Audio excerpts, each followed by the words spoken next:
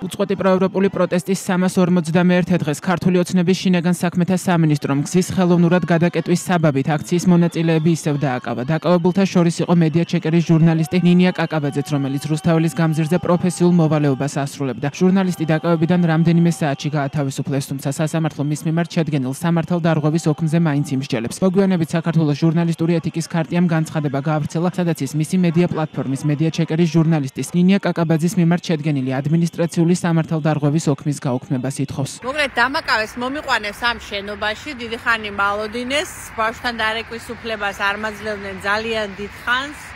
დაახლოებით 20 პოლიციელისგან მხოლოდ ერთი აღმოჩნდა გულისხმიერი, რომელმაც როგორც იქნა დაამთანხმდა და მომცა საშუალება, რომ ბავშვთან დამერეკა ნიკოსთან, რომელიც სახლში მარტო იყო და ვერ გავაფრთხილი აქამდე, რომ 10 საათზე, როდესაც წავედი უკვე სახლისკენ, რომ სახლში ავსულიყავი და დამაპატიმრეს, სადღაც 12 წუთებზე ძლივს დამარეკინეს.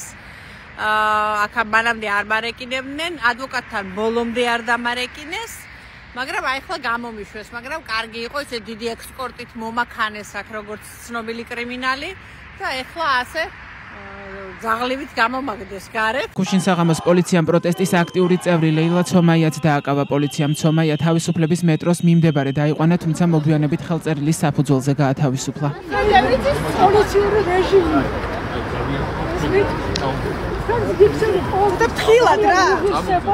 და არც ხო საქართველოს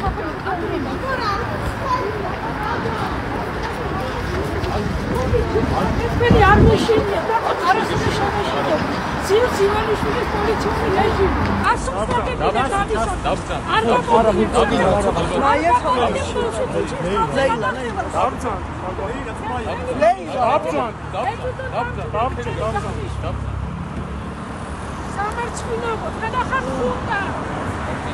დაკავებულთა შორის არის პროტესტის კიდევ ერთი აქტიური მონაწილე ნანა ჯაფარიძე. ის პოლიციამ თავისუფლების მეტროსთან აიყვანა.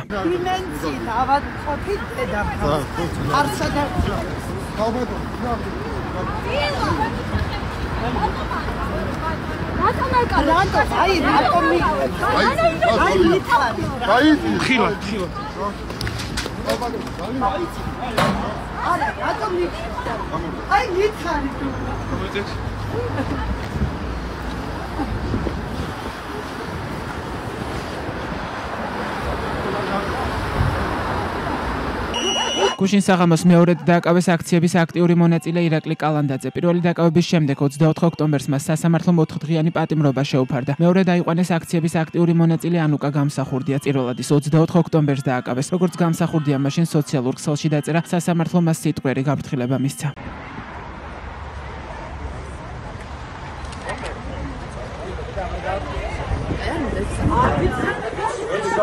მეორე ეგრე არ გამიკეთე.